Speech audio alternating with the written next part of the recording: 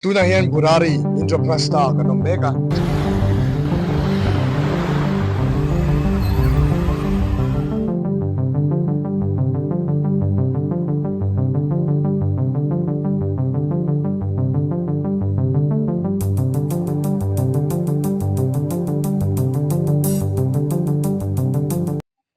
Dalia kausan hau heng lai muna omtei amak khop maya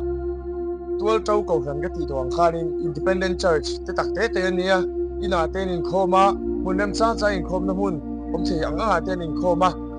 zoom mu mai big one nei lawa ni masalan rong bol nei akal tluang thai em em Punjab pa te